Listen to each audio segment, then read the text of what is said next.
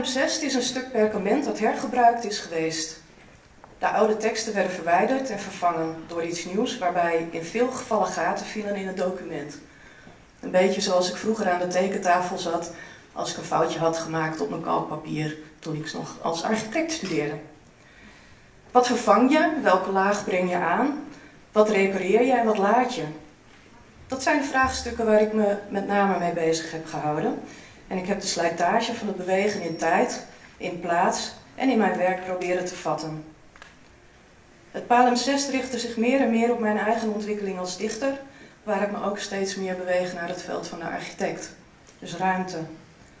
Al mijn gepubliceerde werk heb ik dichtbij gehaald door het te schrijven tot mijn vingers en pols niet meer recht wilden worden en mijn hoofd stampensvol clichés en mooie zinnen zaten, toch ook wel.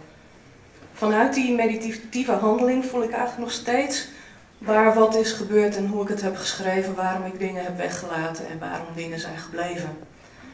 En uiteindelijk heb ik in Eindhoven in een meerdaagse sessie de schaar erin gezet. 3-4 dozen vol met lappen gevuld en die puur vanuit de intuïtie en een scherp oog hier en daar weer in elkaar heb geflanst met tapejes en nietjes en wat al niet meer. En dankzij de hulp van Avi is het ook daadwerkelijk in elkaar gezet. En het resultaat ervan, dat hangt achter me.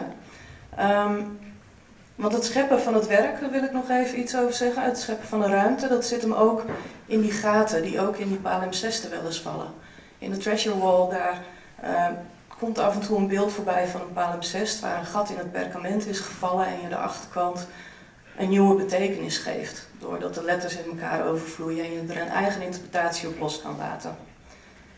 Nou, dat reconstrueren in mijn geval, dat gebeurde door de wimperharen. De tekst verloor zijn betekenis en kreeg nieuwe betekenis, kreeg ruimte. Je kunt de studiezaal er doorheen zien en de mensen die er doorheen lopen, die hebben invloed op het geheel.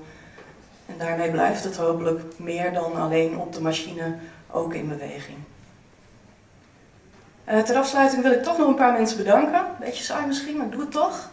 Ik wil de Club van Avi en van Hollanders bedanken. Sandra, Peter, Siet, Nancy, Manuela. Allemaal heel erg bedankt. Ik wil de redactie bedanken. Bert, Ernst, Inge ook en Frank, die hier helaas niet kan zijn. En zonder de morele support en inspiratie en zo van mijn lief Gerard had ik het niet gekund, denk ik.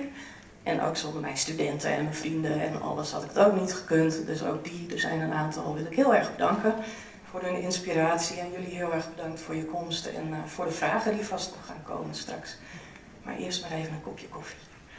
Dankjewel.